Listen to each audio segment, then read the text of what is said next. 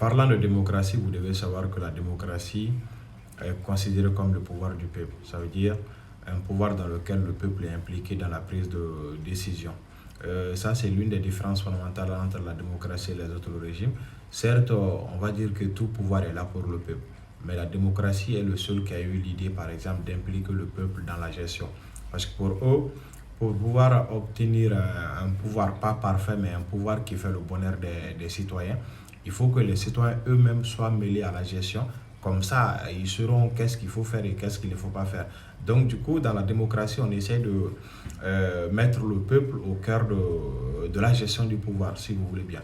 On suppose que rien ne peut se faire en démocratie sans le peuple. Rien, absolument.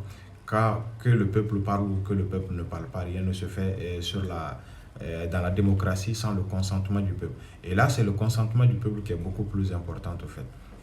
Par le terme consentement, déjà on peut le voir chez Rousseau, il s'agit de faire tout dans l'intérêt et avec l'accord du peuple. Voilà un peu ce qui est important dans cette notion. Et en plus, également, si nous revenons sur Montesquieu, lui nous dit que la démocratie, elle se fonde également sur ce qu'on appelle la séparation du pouvoir. Ça veut dire la gestion d'un pays ne doit pas être concentrée dans la main d'une seule personne.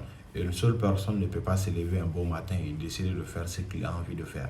Maintenant, même le président qui a été choisi par le peuple, il est là pour exécuter les décisions prises par le peuple. Il est là pour exécuter la volonté du peuple. Voilà. Donc, il dit clairement qu'il faut une séparation du pouvoir où on peut parler des trois pouvoirs, le pouvoir exécutif, le pouvoir judiciaire, le pouvoir législatif.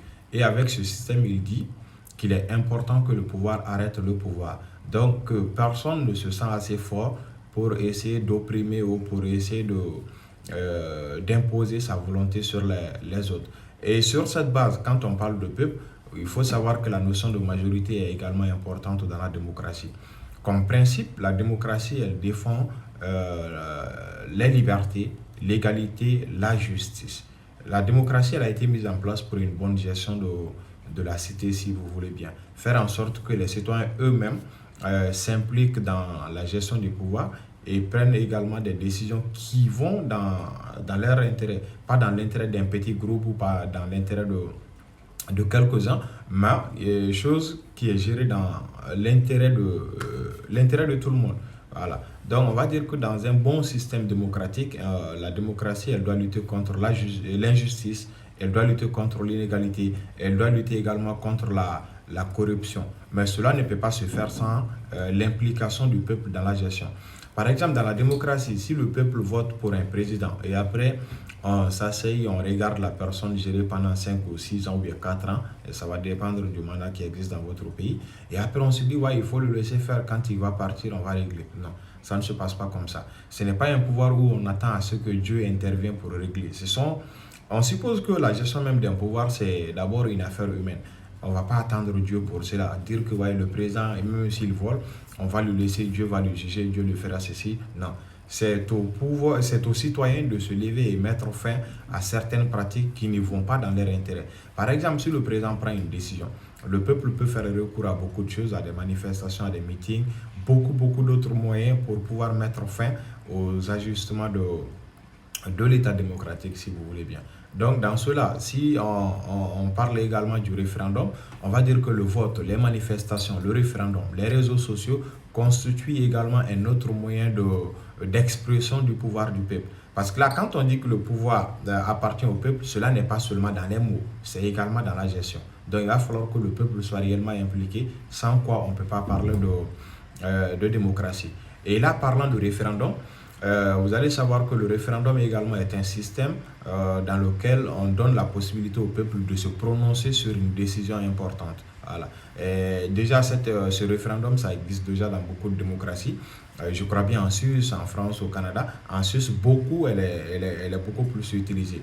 Ça donne la possibilité au peuple de se prononcer, de participer directement à la prise de décision. Par exemple, si nous prenons les lois dans nos États, on va dire démocratiques, qui ont adopté une forme de démocratie indirecte, les lois sont votées par les députés, qui à leur tour sont choisis par les citoyens. Et on suppose que quand le député parle, il ne parle pas à son nom, mais il parle au nom des gens qui l'ont élu, voilà, des citoyens qui le représentent de façon générale. Vu que tous les citoyens ne peuvent pas se déplacer actuellement pour aller voter chaque fois des lois, souvent il faut également passer par le référendum où on va sauter sur les députés et aller demander directement le consentement du peuple par rapport à une prise de décision. Et dans le cas actuel du Mali, on parle de changement de constitution, c'est là où le peuple était appelé à aller voter oui ou non pour pouvoir dire est-ce qu'il faut changer ou pas changer la constitution. Chacun est libre de donner son avis. Et pour les démocrates, cela est un bon moyen parce que si on fait un référendum, le peuple s'exprime directement et ce que le peuple décide, c'est ce qui va être appliqué plus tard. Voilà un peu ce qu'il faut attendre là. Mais si nous partons dans un autre sens, il faut savoir que le référendum ne permet pas de résoudre tous les problèmes d'un pays. Voilà, on a beau le dire, on a beau faire des référendums, souvent le peuple peut se tromper et souvent également, vous allez voir que même les référendums là sont manipulés. Déjà, nous savons qu'en Afrique, les votes sont beaucoup plus manipulés.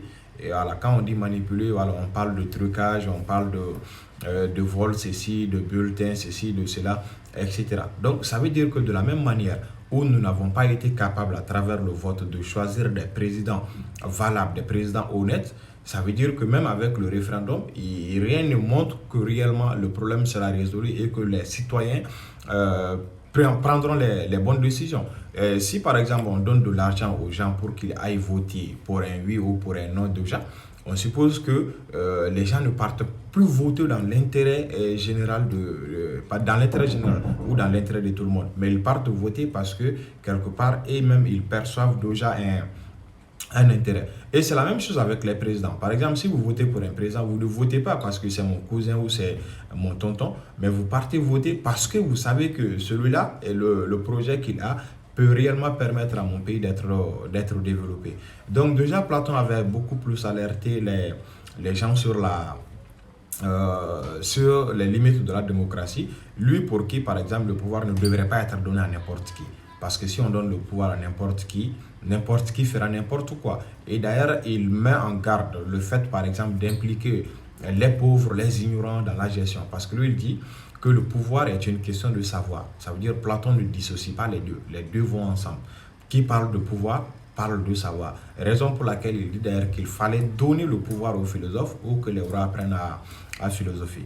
Parce que si vous donnez le pouvoir à quelqu'un qui a le savoir, il est capable de savoir prendre des décisions légitimes. Donc on n'a plus besoin de référendum dans ce sens. Parce que celui qui est au pouvoir, il a la connaissance nécessaire, il est capable de distinguer le bien et du mal, il est capable également de prendre des décisions qui vont dans le sens de l'intérêt collectif. Donc pour cela, on va dire que le référendum, si on réveillait Platon et qu'on lui demandait, il allait forcément dire que le référendum est nul et non avenu.